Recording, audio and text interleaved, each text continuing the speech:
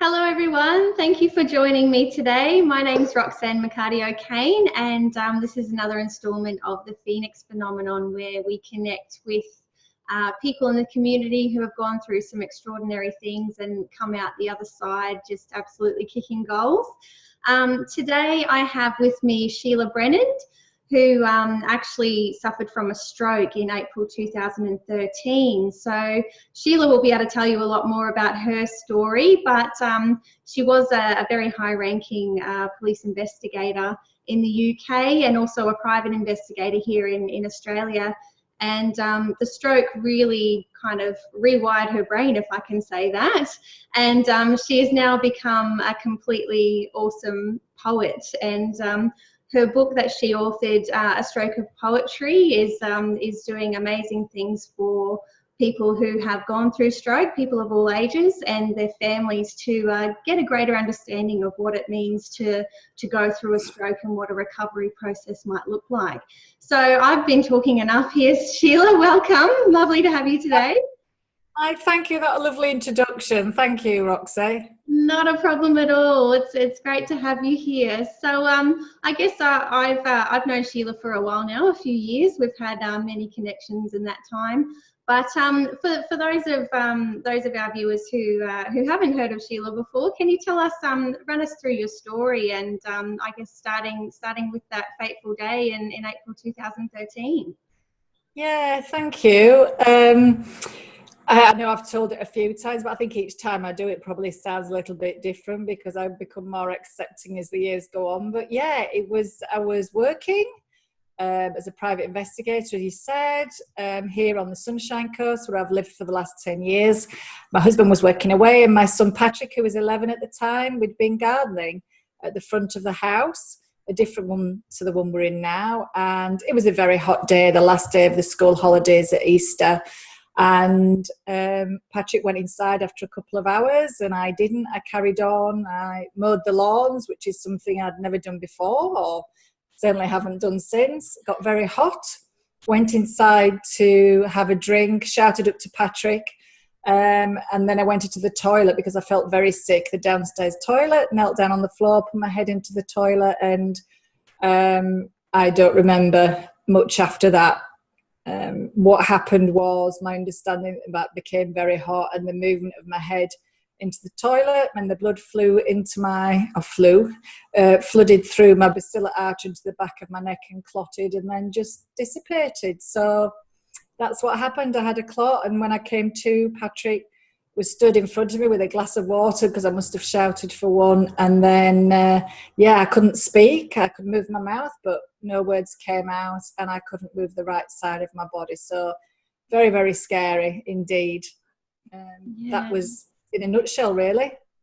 Do you remember much about what was going through your mind at that time? I mean, you've mentioned, it was very scary, but, for all of that to unfold so quickly out of nowhere, do you remember what your thoughts were at that moment in time? I think I remember when I thought back, I thought I'd just fainted. I thought, oh, maybe I needed a drink, something to eat. I got hot. Maybe I just fainted. And I kept trying to get up and I kept trying to talk. And I thought, oh, maybe I'm a little bit thirsty. But it somehow felt there was a blockage in my throat and I was trying to talk. And I just couldn't remember. And then I don't even really, I think I thought about stroke. The only time I'd been subjected to stroke, I suppose, was when my mum had a very severe bleed when she was 50, totally different to me. I know I was only 49, but I just can't remember because I just felt so ill, felt so sick. And I just kept looking at Patrick in bewilderment and he looked at me in panic. And a friend quite unexpectedly came around and between them they rang the 000 and it was when I got into the ambulance that my friend had told them that she knew my mum had had a stroke. They phoned David in Roma where he was working away and they deduced that I'd had a stroke because of the symptoms that I was experiencing, which is good, which is what paramedics can do. So they took it serious from word go and that's where I was blue lighted to the local hospital at Nambour. So I just remember being scared and I do remember thinking not in a bad way, I hope I don't end up like my mum.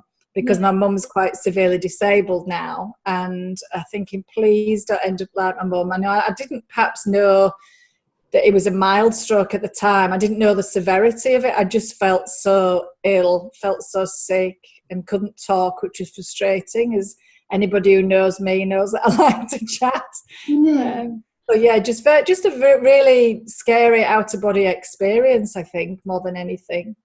Absolutely. And how old was Patrick at the time? He was quite young, wasn't he, when this was happening? He was 11. We'd never discussed the signs of stroke, as I do now with lots of kids.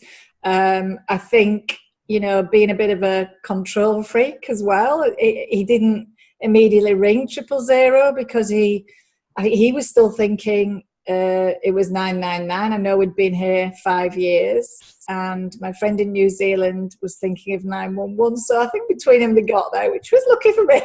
You have to look at the funny side of it now, but I think he was probably waiting for me to give him an instruction. I don't know. Yeah. He'd know what to do now, most certainly. He's nearly 17 now, for goodness sakes. Yeah. So yeah, it was just scary all around. I remember another friend came then, because she'd rung my first friend Erin, and then Rebecca came with her little girl, and I remember people being there thinking, why are they here? And Patrick was crying, and it was horrible. The whole thing was just horrible. I can still see his face to this day. Not a nice experience. Yeah, absolutely. And so I'm guessing once you were in hospital, you know, obviously more information comes to light. You start to get a bit of a realization of what it is that you're facing. Can you walk me through, I guess, what your next steps were, what your rehab was like, and what you sort of went through before you were able to come home again? Yeah, initially at the A&E, by this time my sister who lives out there had travelled up with a husband, and I remember distinctly at A&E that a junior stroke doctor was talking to my sister in a little corner away from the bed, and I was trying to hear what they were saying, and they were talking about me. And that's one thing, you know, that I find and I educate people with now, obviously, and we'll come on to that, is about the fact that just because I couldn't move and I couldn't speak didn't mean that I couldn't understand. And I was asking for a pad and a pen and trying to write with my left hand. Now, if you're right-handed and you try to write with your left, it's really difficult. So it was all coming out scrawly, but eventually I got them over to say, look, tell me what you're talking about. And I remember them discussing the dangers of being given the thrombolytis, the clot-busting drug. But then they called for Rohan Grimley, who's the senior stroke physician, and he came down. He said, I'm not sure what she's had, because she can still mouth the words, even though they're not coming out, mouth the letters rather. So anyway, I had the necessary scans, and that's when he found the tear in my basilar artery. And I was only in hospital a couple of days. From a rehab perspective, I had 5-6 OT, speech therapy, physio, dietitians in for the first 2 days. And then he said, look, the rest of it is just go home and rehab and get moving again. So I was very slow in my movement, and my speech came back after a day, but it was very slurred and deliberate.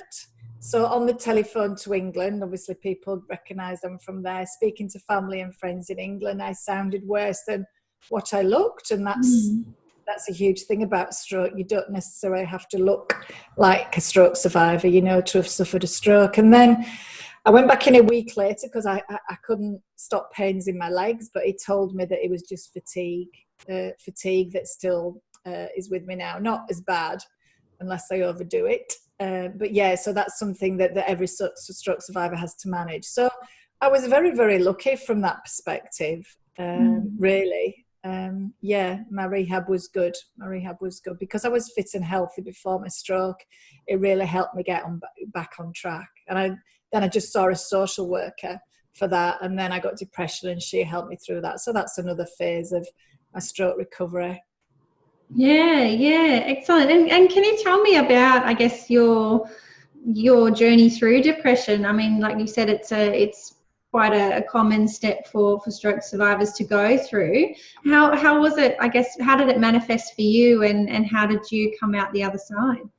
Yeah, it is important to know that, and I don't get embarrassed talking about it. You know, it's funny, as we're recording this today, it's Mental Health Week, and I've been posting a lot about depression, and I thought that, I'd got over the stroke, got over it from a physical perspective, probably mental perspective. I accepted that my brain wouldn't be as smart, but I thought that would come back in time. And within the first 3 months, I flew to England to see my nephew get married, slept a lot, celebrated my 50th, and we got our citizenship.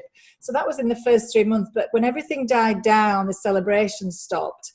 I then started looking at what I could do and what I could go back to, and I accepted that the work I did, I wasn't snappy again in my brain. So I just felt very sad. I felt like, in a way, and I've described it to people and have it described to me, that it's a bit of a grieving process, really. You've lost the person you were. And I really felt I'd lost the Sheila, the identity of Sheila that was, and I didn't like that. I didn't want to lose me. I wanted to carry on as I was. And I just didn't know how to move forward. I really didn't. And telling your husband and son that they're not enough, must have been heartbreaking when I think about it. So yeah, it was not a real happy time at all for me. My sister dragged me to the doctors.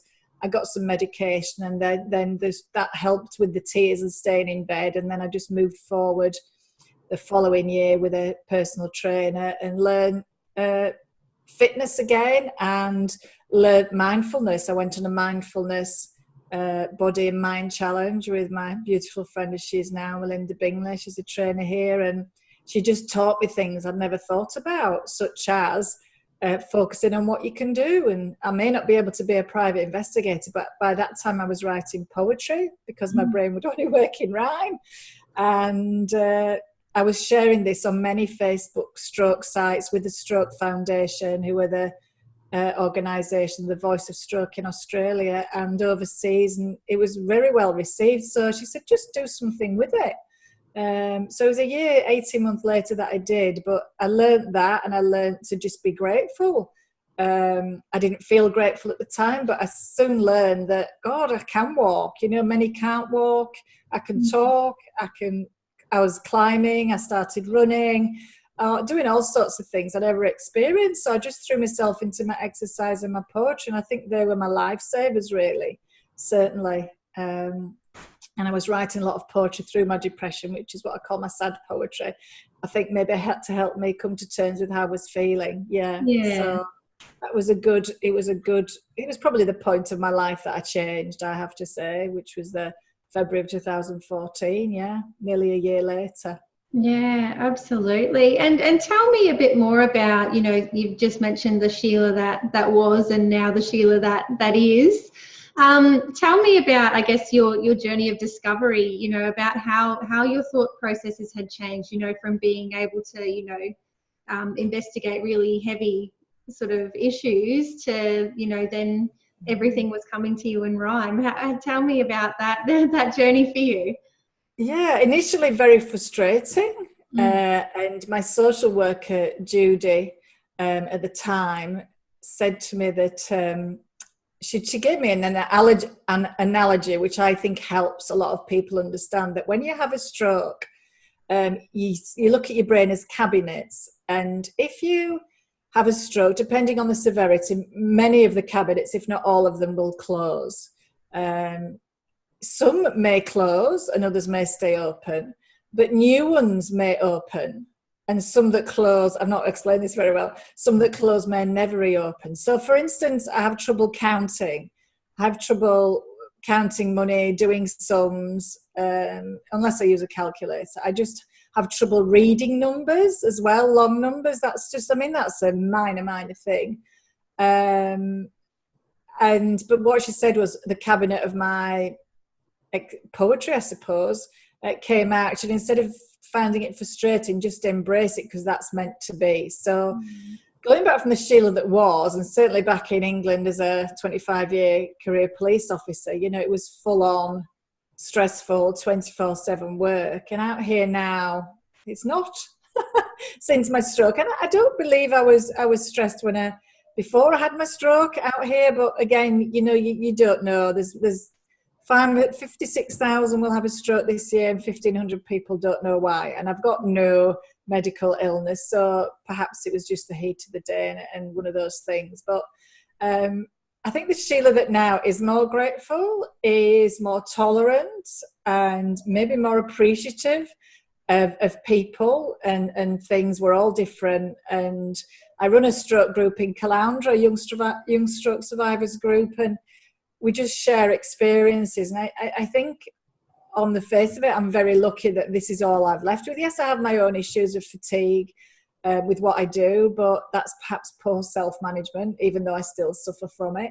But yeah, I think I've really, I loved my job, both jobs, but I find this very fulfilling, what I do now. And whether I was meant to have my stroke, I know that sounds a bit kooky, a bit spiritual, I don't know, but I feel so much joy when I share not just my story as a motivational speaker, but when I share the stroke safe message to people. You know, I know it's such a huge, important thing to do, where you're actually saving lives and teaching people how to look after themselves better. So it's a really rewarding thing to do, and I wouldn't be doing that without my stroke or the support of the Stroke Foundation, who helped me through my depression and through the bad times as well as the good now. So yeah, maybe a very different Sheila, but as Patrick would say, likes me more because I'm at home more. So there you go. Bless. That's gorgeous. Yeah. Excellent. And yeah, so obviously I'm guessing the writing your book or completing your book was the catalyst for then moving on to your speaking engagements and things like that. Is that how it worked for you?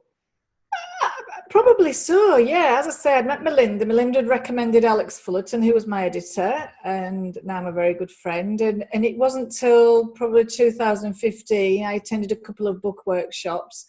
And I remember the second one, I came home and I said, I rang her on the Saturday morning and said, do you think I can do this? She went, yeah, you sure can.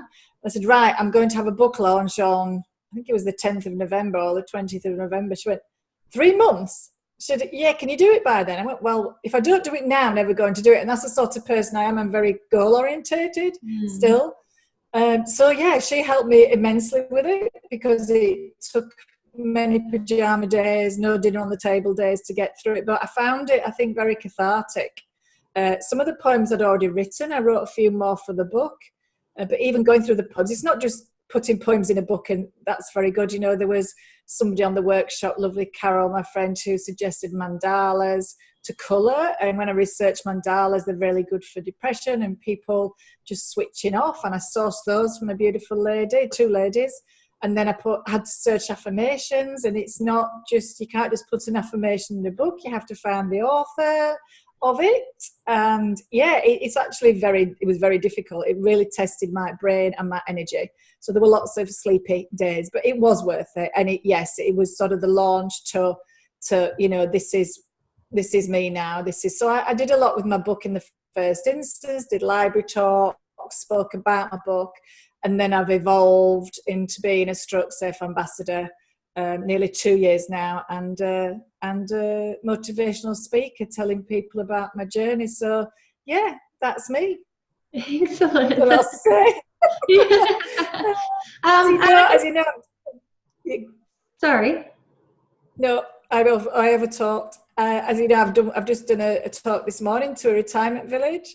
So, and they were just lovely. So I was a little bit late getting back, hence why I probably look a bit pink in the face. But there was such a lovely audience, and they learned so much. And I always read some poetry, and that breaks up the seriousness of the stroke. But you know, we take the Stroke Resource Foundation have lots of resources, so people take away, you know, the FAST, F-A-S-T, the signs of stroke, the magnets, and it's just really good to be able to educate people. And these are people in the 70s who didn't even know the signs of stroke. You know, these are people who are more prone to stroke as you get older, you know. But teaching people about the fact it can happen to babies in utero and young children, you know, that's really important to know too. So yeah, I just really love what I do. Tiring as it is, I love what I do. Yeah. Excellent, that's great. And I guess having, you know, you're obviously well versed in most things stroke now, giving all these presentations and being so heavily linked with the Stroke Foundation. Do you want to share, I guess, or dispel some common myths to people who are watching today? You know, some things that most people might not even think about. Yeah. I mean, the one I mentioned just a couple of minutes ago about that stroke doesn't just happen to old people. 30% of people within Australia are young stroke survivors, so they're classed as under 65 because they're of working age, and they have a lot more issues than older people because they're still of working age, they want to find jobs, they need to go back to work, they're in relationships, so that's a lot. Many have children. There's a little group bigger group now called the Little Stroke Warriors, who are two beautiful ladies, Dee Banks and Kylie Facer, who set up the group because when they had their babies a few years ago, nobody really diagnosed them as having a stroke because the limp arms and legs and body was down to cerebral palsy, so they thought. So they're a huge educationalist to people, and they work closely with the Stroke Foundation. So I love raising awareness about that. Another thing is that you don't have to have a physical disability to have suffered a stroke, and I think that's, at the time, I remember a friend asking me 3 times, "Are you sure they've diagnosed it correctly, Sheila, that you've had a stroke?" And it's sort of in here, and it's the emotional side of stroke that is very, very overwhelming to many, many stroke survivors. I'm on the community rehab forum group at the Sunshine Coast University Hospital, and we've just done a video to introduce people to the rehab unit, and again, the emotional side was covered there because I think I sometimes feel I'm always banging on about it, but I suppose because I've suffered it with very little physical, it's still there, and I'm 5.5 years post-stroke, and I know people are there many, many years after that. So it's just important that it doesn't have to present itself physically, and it can happen to people who are fit and well. It generally happens to people who have maybe a health issue, but again, 1,500 people this year won't know why they've had a stroke. So all I recommend is that you stay fit and well and healthy, lead a healthy lifestyle, exercise daily. So I think it's a misnomer that it's an old person's illness, and it certainly is. And I'm sure there's many more myths that just aren't coming to mind. But yeah, they're the main ones. Okay, excellent. That's great. And I guess where to now for you? What are your next big goals? I actually would love for you to share with our viewers about your positive pants, because I think that's a really wonderful initiative. Oh, you were joking about that? No, totally. I love them. Okay, right. And maybe give you a little bit of background, and I hope I do quite regularly on my Facebook page and verbally thank people who've helped me in the process of getting where I am today. And one of those, if I'm okay to comment, is a lady called Krishna Everson. And she doesn't have the same group we're in, but she's a healthy marketer. And she ran 18 months ago, ran a healthy marketing group, and she taught us every day. There was a month's challenge about how to help you with your marketing, because most technology really is challenging for me now, and I can't do a lot of computer work or find things because I just get overwhelmed with it. I just don't understand it, and then I get frustrated. So I feel that Krishna got me on that speaking platform. I've done some speaking things with Kath Malloy, and then Krishna always said, I always talk about positive pants because I have 5 daily tips. One of them is putting your positive pants on every day, which I believe and metaphorically, if you put on your positive head, no matter what the day is like or what you've got ahead of your day, I believe you can cope with your day and look at it turn the negatives into positives. That's one of my 5 daily tips. So Krishna a while ago saying, oh, that's a real tagline. And then a friend of mine, Amanda Candy, just before I went to the UK very recently for my niece's wedding, said, you need to really get some positive pants sorted. And we'd rumoured it with other friends. So I did. So, and these are actually a large size. These aren't mine, but that's okay. They go from, I don't know if you can see them there. Yeah, they're awesome. They go from size 8 to 18 in variety of colours and styles. No, they're bikini type knickers and bikini briefs. And it was more of a bit of a not a joke, but just a bit of a way, another marketing ploy to sell with my book. But people are actually buying them independently as well now. Because they're saying great stocking fillers for Christmas, because I put them in a little organza bag. and I've got a little poem that goes with them that reads, if you want me to read it. Yeah, sure. One positive thought is all it takes. Forget all your troubles and strife. Throw negativity out of the window and enjoy every day of your life. And then I've put enjoy wearing your positive pants. So there's a few people that say, oh, I need those, or my friend needs those. And people are now saying, oh, I wish I had my positive pants on today. And it's just a bit of a thing about just making the most of your day, you know, because don't grumble and whinge. You know, there's lots of people doing that in the world. And I believe if we dig deep, sometimes we can change most negatives into positives. So that's how they've come about. So who knows what's next? Who knows? Yeah. And there's a very lovely designer on the coast that's doing those for me. So it's all local. So yeah, I don't know what's next. My ultimate goal for me is to get into the health industry. Yes, I love to do corporate pharmaceutical conferences, but I really do want to get into the doctors, the people who and the OTs. I've done a few occupational therapy forums, and I like the fact that I'm speaking to people who are dealing with stroke survivors from almost word go. Yeah. Some strokes are still misdiagnosed because of age of people, that it's maybe not considered, and that's getting better.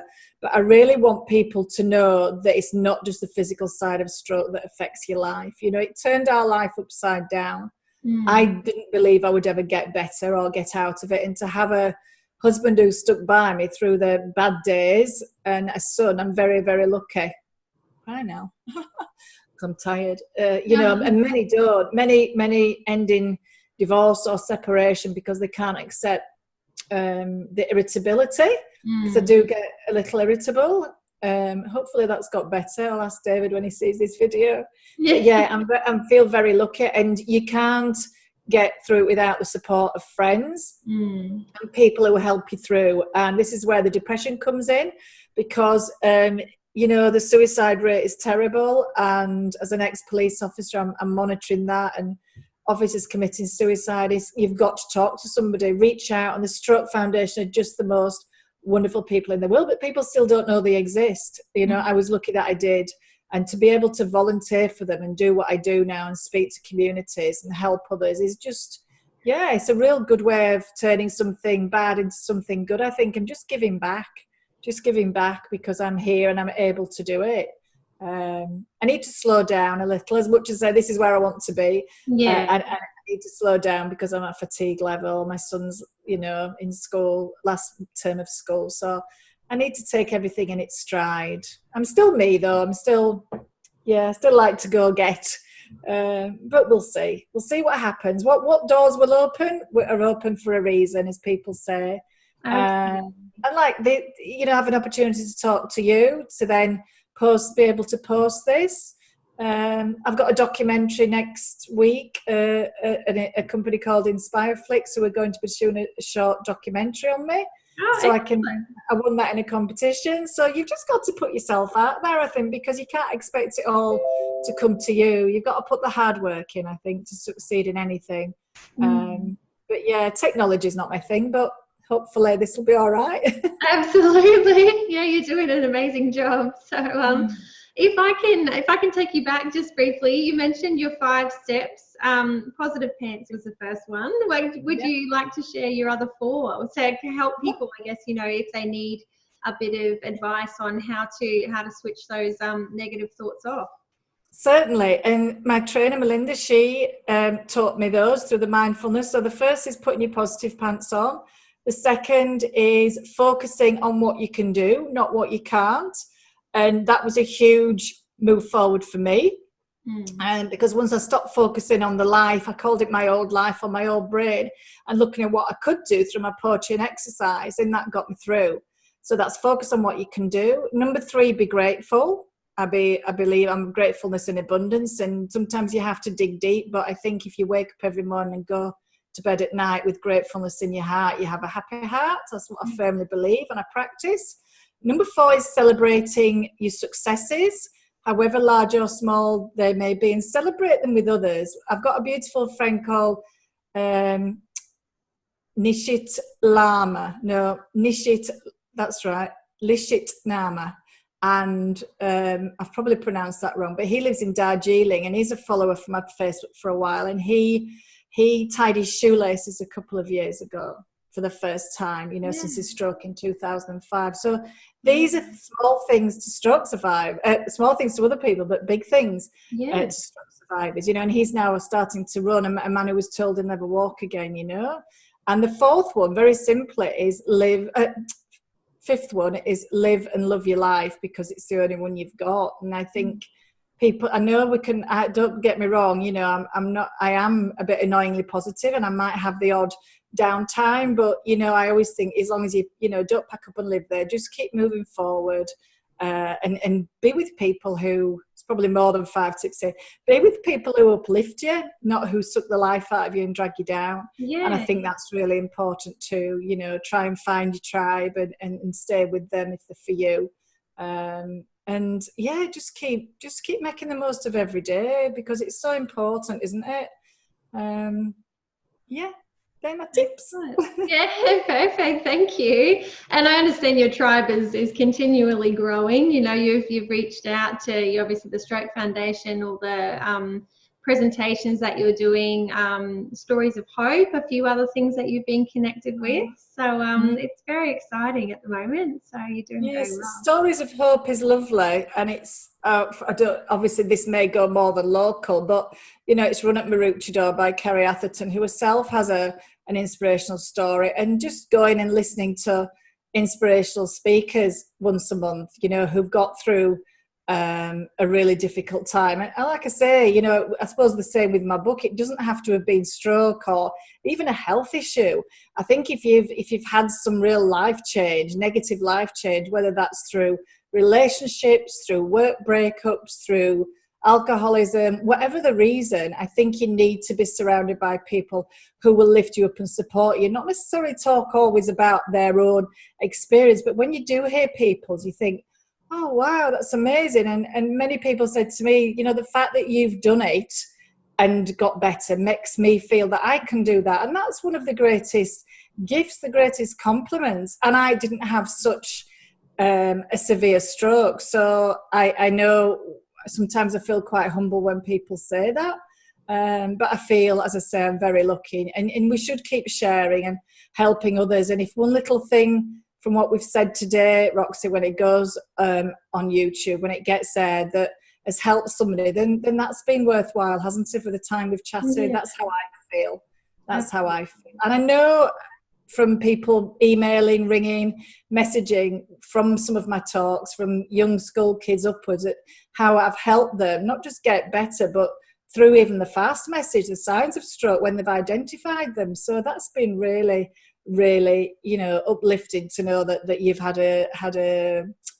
made a difference in somebody's life for the better. It really is, yeah. Absolutely. And I think the way that your book, A Stroke of Poetry, like, it really is chronicling, you know, a very serious transition period in someone's life, but you've presented it in such a way that, you know, not only survivors who have gone through stroke themselves, but their families can read it and just gain a deeper understanding of what it is to go through one. And yeah, I just think it's really marvelous the way that you've done it. So thank you. And you know, I was talking about that today because knowing the different emotional, because it is they're very emotional poems, but I read one out today at the residential home called Making Muffins Extraordinaire. I should know that, and that doesn't, Muffin Maker Extraordinaire, I should know that off by heart. And it's all about forgetting ingredients and not putting them in the buns, in the muffins, you know. And it's a comical one, but every poem is something that happened to me, and there was laughter. And they said, you know, it's really nice, Sheila, that you've shared, you know, some humour with us, because it shows that, you know, it doesn't all have to be bad. And at the time it was frustrating, and I still have lots of to-do lists, and I have to write things down because I forget things. But yeah, it's really important. Many carers and research people and counsellors have come back to me and said, you know, that's been really useful, you know, and that's why I'll go talk to anybody from a group of exercise physiologists at the Australian Catholic University to, you know, to a small knitting circle. You know, it doesn't really matter as long as somebody gets that message. And I know I've helped carers understand what the partners are going through, and I think that's really, really important, because it's hard to express.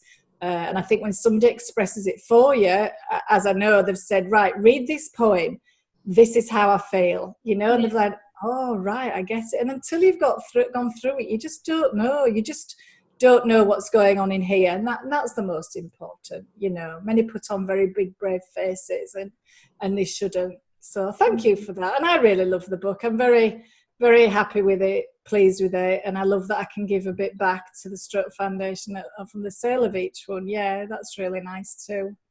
Absolutely. Wonderful. And I guess just to wrap it up, I wanted to see if there was any pearls of wisdom that you wanted to share with viewers, anything else you wanted to get off of your mind at this stage.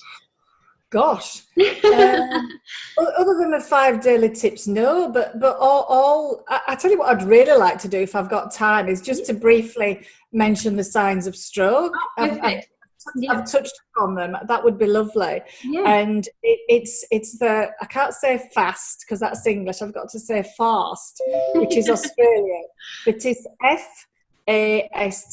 And 80% of people who have a stroke present with the F, the A or the S, which is the face, arms or speech. So the 20% that don't. So just bear that in mind when you're checking for signs of stroke. So the F means face, so has the face drooped, the eyes drooped, something that looks a little bit contorted, what's the word, in the face. The A is for the arms. Ask people to lift the arms up and see if they've got any loss of arm muscle tone, or simply if somebody's collapsed, and that would be a suggestion that the legs have obviously not got muscle tone and become very weak. The S is speech. So is the speech slurred? Mine still gets slurred when I'm tired, but at the time, if it's not slurred, ask them to say what the name is, the date of birth, perhaps. We shouldn't say this, but who the Prime Minister is, if you can remember. And that's probably not the best question anymore. no, that's the joke going around. But ask them where they are, and only somebody close to them will know that. But all these things may take a couple of minutes. Don't spend forever doing that, because the T is for timeliness. So timeliness is the key to saving somebody's life, or from obviously saving somebody from death or permanent disability. It's that important. So don't think about putting people in your car. Ring 000. There's a very short window for getting people to hospital diagnosed with stroke and get them either to thrombolysis, the clot busting drug, or they might be able to use a stent to pull out the clot if it's a clot. And these are hugely important. So the sooner you can get them a paramedic to the house, wherever you are, just ring 000. It's vital. And be persistent at a hospital. If you think something's wrong with your loved one, your friend, then be persistent. Please don't let them send anybody home if you're not happy, because we don't want any misdiagnosis and people suffering from the consequence of. So they're really important. And we have cards from the Stroke Foundation. We have bookmarks. Anybody wants anything, just let me know. I can make sure they get those, and I can speak to their community. They just need to send me an email, and I can contact the Stroke Foundation, or contact the Stroke Foundation and request a stroke safe speaker, which is what you really need to do. So yeah, plenty of ways to learn more about stroke and be stroke safe. Excellent. And so the best way to find your contact details would be through your website, I'm guessing? Yeah, I've got a contact page on my website, astrokeofpoetry.com.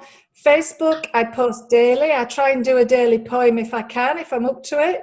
But I certainly share lots of Stroke Foundation news because they're posting daily too. I'm on Twitter, I'm on Instagram as both Sheila and me. And I have a YouTube channel, Shelagh Brennand, so you can look at my other videos. So I'm there. If I'm not under Shelagh Brennand, I'm a Stroke of Poetry. So hopefully be able to find me. Absolutely. No, that's wonderful. Well, thank you so much for taking your time to share the story with us today. And yeah, I'm sure that there will be lots of people watching this that you will again be able to help through this medium. So I really appreciate that. Yeah, and I want to thank you, Roxy, for bringing it to people's attention too. I know you're trying to interview people, the right sort of people, and I think it's people like yourselves and other podcasts and interviews I've done over the years that are really beneficial, because somebody might not have seen the others, but hopefully they're going to see this one. So, and again, new friends, new circles of people, as you do. As you go on with your business. So thank you for highlighting stroke. I really appreciate that too, on behalf of me and the Stroke Foundation. Thank you. Not a problem at all. All right. Thanks.